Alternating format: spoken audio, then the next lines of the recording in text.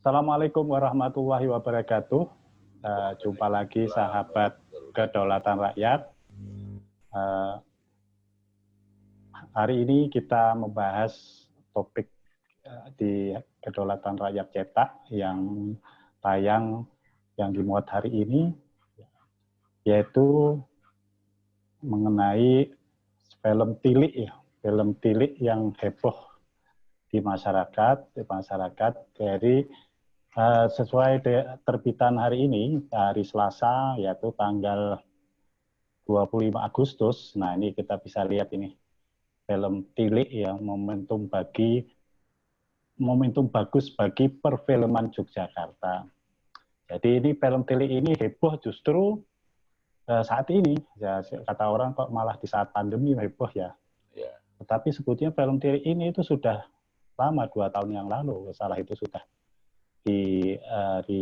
diluncurkan, kemudian dilombakan, bahkan menang di beberapa lomba. Nah, di saat inilah ada momentum bagus, ternyata ada potensi besar terkait dengan dunia perfilman di Yogyakarta.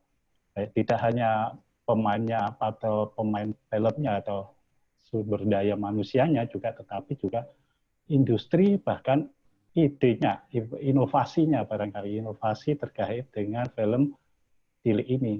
Sebetulnya banyak film-film pendek ya seperti Tilik ini ada di media sosial YouTube ya. YouTube banyak sekali. Mungkin apakah menunggu giliran untuk bisa booming atau mungkin menunggu film baru yang mungkin muncul.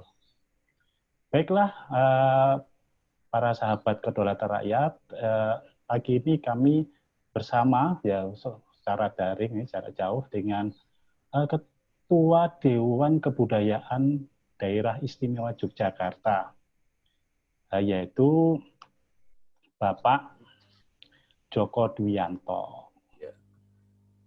Kita sapa dulu Pak Joko. Selamat pagi, Assalamualaikum Pak Joko. Waalaikumsalam Mas Jono.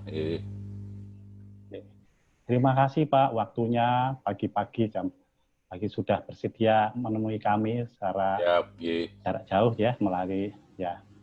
Kami sebetulnya ingin sedikit mengupas tentang berita di Harian Kedaulatan Rakyat Cetak yang 2 hari ini kita angkat secara berturut-turut terkait dengan film Tilik. Bagaimana sebetulnya Pak Joko selaku Ketua Dewan Kebudayaan menangkap atau melihat ada kemunculan film Tilik di tengah masa pandemi, juga mungkin pandangan lainnya terkait dengan film ini. Monggo Pak Joko. Ya, terima kasih Pak Jono. Yang pertama tentu KR hari ini kan sudah ada analisis dari Pak Indra Tranggono ya. Saya kira itu sudah sangat komprehensif. Hanya begini, saya melihat dari sisi celah budaya yang lain. Karena ada sementara orang yang memberikan kritik. Landi nilai budaya ini gitu, kurang lebih gitu. Ada sementara warga yang tidak bisa menangkap apa misi nilai-nilai budaya yang dikandung dalam film Tilik itu. Kalau menurut saya, kalau disajikan dalam bentuk film, kan tidak harus secara eksplisit. Ini loh nilai budayanya, kan tidak harus begitu. Artinya nilai budayanya itu dapat saja terselubung atau tersembunyi dari berbagai adegan dan dialog dari film Tilik ini. Tapi benar kata Pak Jono, sebenarnya film Tilik ini kan keikutsertaannya di Dinas Kebudayaan kan sudah cukup lama, kalau tidak salah 2016 itu. Lalu ditayangkan itu sekitar 2018. Lalu betul kata Pak Indra, momentumnya sangat bagus sekarang ini. Karena orang berkonsentrasi untuk melihat layar, apakah layar gawe, gadget maupun layar komputer, ternyata disuguhi film pendek yang seperti itu. Saya juga setuju bahwa banyak sekali film-film pendek yang bagus-bagus, nyatanya begitu Tilik ini ditayangkan, menyusul berikutnya banyak sekali orang-orang berebut menayangkan film sing shot, film apa gitu, banyak sekali. Yang harus kita catat adalah potensi teman-teman muda Yogyakarta ini dalam memproduksi film itu luar biasa. Mulai dari sutradaranya, produsernya, penulis ceritanya, lengkap lah. Itu di Jogja itu ada kalau mau minta berapapun begitu. Nah, lebih menghebohkan lagi, sutradara Tile ini kan masih sangat muda itu. Mas Agung itu hanya baru 27 tahun. Masih panjang perjalanan beliau untuk berkarir di dunia film, saya kira. Jadi dari perspektif itu, maka menurut saya, apapun cerita yang dibawakan oleh Bu Tejo dan kawan-kawan itu, tetap saja ada nilai-nilai budaya yang tersembunyi di situ. Saya kira itu, Mas Ulil. Jadi kalau menurut Pak Dwi, Pak Joko itu melihat bahwa sebetulnya banyak sekali nilai budaya yang tersembunyi ya di sini. Nilai budaya orang Jogja dengan inovasinya mungkin salah satu budaya ya Pak ya. Kalau lihat budaya, kemudian ada anak muda dan juga banyak sekali cara menggait film-film yang lain itu kan juga suatu yang luar biasa. Nah, terkait ini Pak, ini kan kalau ini suatu momentum di tengah pandemi Pak. Pandemi artinya ini dulunya tidak terbayangkan bisa booming terus booming ya. Nah, momentum ini kan perlu ditindaklanjuti atau ditangkap ya artinya tidak lepas begitu saja. Tapi sudah ada muncul lagi film-film lain semacam Tilik ini yang film-film pendek yang ternyata begitu kita lihat di YouTube itu sudah banyak sekali. Dan kebanyakan adalah film dari Jogja. Nah, terkait dengan potensi itu kita punya SDM, juga punya tadi sutradara yang masih muda itu Pak. Nah, terkait dengan berita hari ini kan bangkitnya perfilman Jogja. Nah, bisa nggak ke depan ini sebuah potensi budaya ini kemudian menjadi sebuah industri. Ini kan industri yang bisa meningkatkan kehidupan para seniman dan budayawan khususnya mungkin yang terkait dengan film Tilik ini. Bagaimana Pak itu menurut Pak Joko? Ya, saya kira sangat mungkin ya. Sangat mungkin bahwa film-film pendek seperti ini masuk ke dunia industri film. SDM-nya cukup tersedia. Barangkali di antara sekian jenis atau macam SDM itu, yang kita belum menonjol, artinya belum tampil di permukaan adalah pada persoalan marketing, pemasaran ya. Artinya salah satu sisi dari marketing itu kan mencari celah kapan momentumnya bisa kemudian booming seperti Tilik ini. Ini keahlian marketing tersendiri saya kira. Nah, kami kebetulan di Dewan Kebudayaan ini mempunyai salah satu teman yang basisnya itu marketing. Saya kira saya akan nagih beliaunya untuk bagaimana memberikan pertimbangan soal marketing industri-industri budaya seperti contohnya film pendek Tilik ini. Nah, jadinya begini, artinya kalau saya simpulkan, kalau perangkat pemerintahan itu kan memang tidak didesain untuk mengambil posisi promosi ya, maksud saya. Nah, itu nanti mudah-mudahan bisa diambil oleh atau bisa diisi oleh masyarakat. Salah satu dari anggota masyarakat kita ini kan di Dewan Kebudayaan ada. Dewan Kebudayaan ini sekarang anggotanya banyak sekali loh Pak Jono, ada 32. Karena itu mengemban amanah Perdais ya. Amanahnya harus begitu ya, apa boleh buat. Maka salah satunya masuk di situ ahli marketing. Nanti kita tagih bagaimana supaya booming seperti film Tilik ini dapat didesain sesuai dengan pengetahuan marketing. Saya kira begitu. Jadi kan ini ada suatu perlu ada strategi baru terkait marketingnya juga Pak ya, berarti ada potensi terkait dengan booming ini ya. Ya. Nah ini kan Ya mudah. Semoga Pak ke depan ini apa yang sudah dicita-citakan, yaitu bangkitnya kembali dunia perfilman Yogyakarta bisa terpenuhi dengan momentum yang tadi Pak. Suatu momentum film Tile membuka ya sebuah harapan ya Pak ya. Ya. Harapan ya. Terus ini Pak, saya melihat bahwa ini juga disupport oleh Danais ya Pak ya. Iya. Nah, ini barangkali ini salah satu peran Danais dari sekian program yang kemudian mengemuka di masyarakat hasilnya. Ya. Nah, barangkali peluang penggunaan Danais ini bisa lebih bisa lebih terlihat lagi ya. Mungkin apa yang harus mungkin apakah akses masyarakat perlu dibuka lebih luas atau mungkin informasi terkait itu untuk mendorong pertumbuhan tadi Pak, pertumbuhan industri yang berbasis seni dan budaya.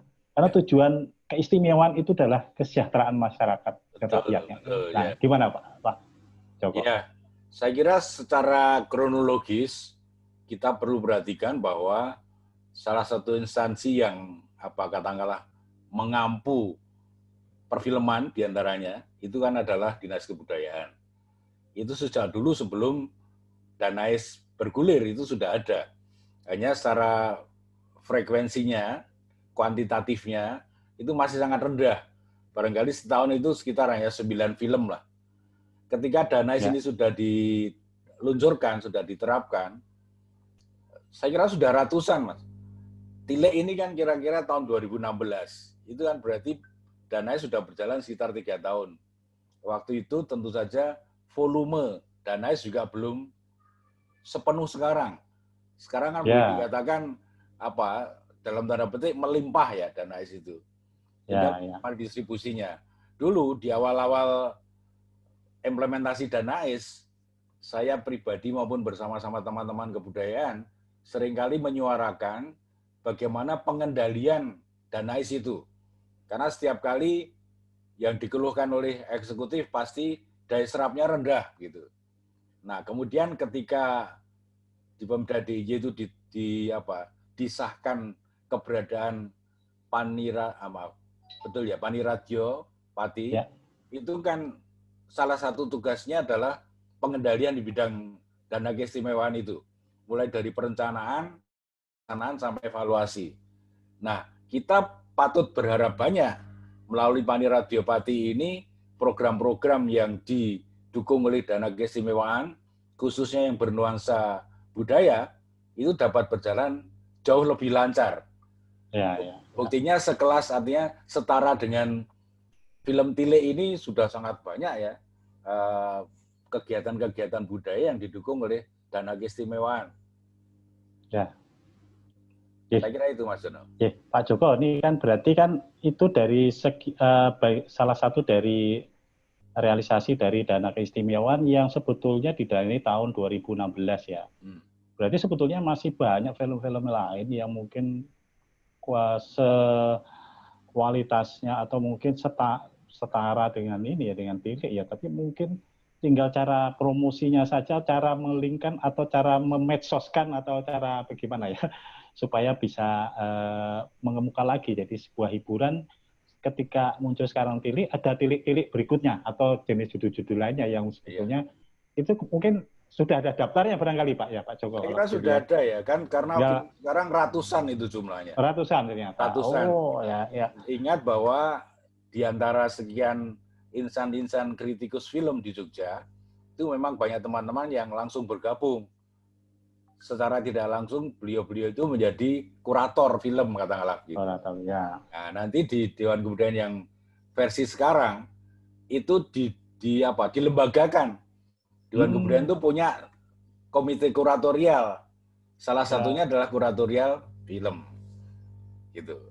Jadi saya kira jaminan untuk keberlangsungan ke depan saya sangat optimis itu. Dana ada, SDM ada, pengendalian lewat substansi dalam hal ini kuratorial ada. Jadi tinggal bagaimana tadi promosi tadi itu. Promosi tadi ya. Promosi dan marketing. Apakah melalui jalur media sosial, apakah itu dengan jalur tradisional, konvensional maksud saya, Ya. jalur manapun bisa ditempuh itu. Ya. Nah, terus ini Pak Joko, ini sering suatu film itu kadang-kadang orang tuh melihat tidak hanya tokohnya, tetapi juga tempatnya. Tempat itu kadang-kadang tempat wisatanya juga kan, kayak di Tilik ini ada Mangunan, hutan Mangunan saya lihat itu.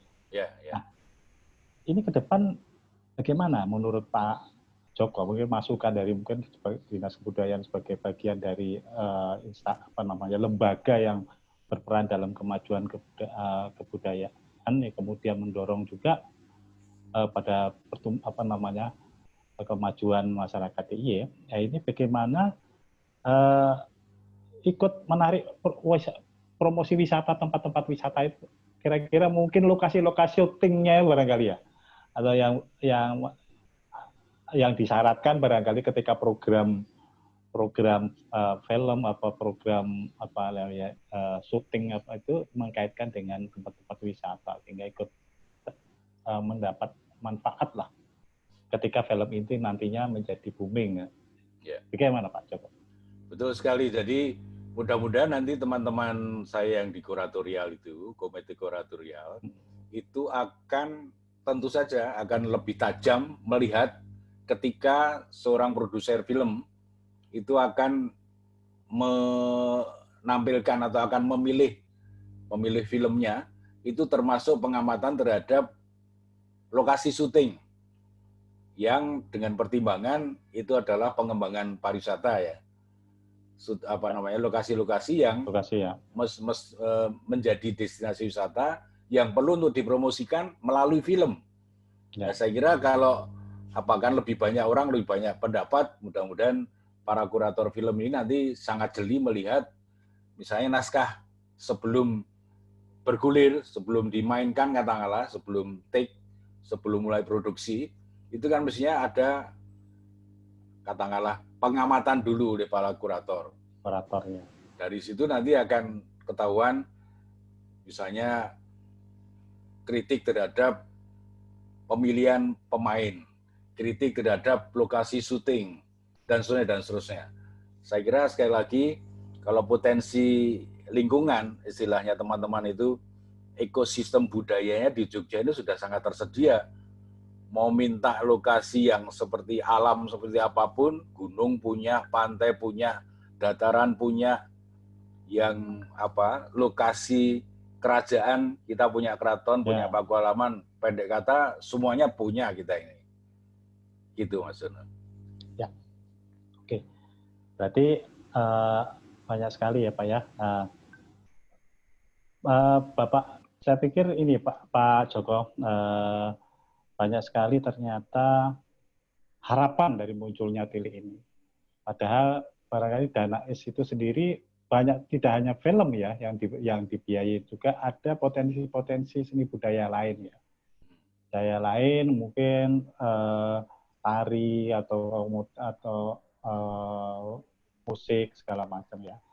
Nah, mudah-mudahan ini juga menunggu giliran untuk bisa booming barangkali ya, bisa terangkat sehingga pada akhirnya bisa membawa dampak ikutan yang lain. Pak Joko, terima kasih banyak ini diskusi pagi ini. Cukup banyak masukan dari Pak Joko yang bisa diteruskan kepada pemangku kebijakan terkait, kepada insan-insan film di Yogyakarta. Terima kasih banyak Pak Joko. Sama-sama, kita jumpa dalam kesempatan yang lain. Ya. Terima kasih Pak Joko. Assalamualaikum warahmatullahi wabarakatuh. Waalaikumsalam. Jadi para sahabat kedokteran rakyat, demikian bincang-bincang kita dengan Pak Joko Dwianto terkait dengan ruang editorial kedokteran rakyat seri ketiga. Baiklah, saya pamit dulu. Wassalamualaikum warahmatullahi wabarakatuh.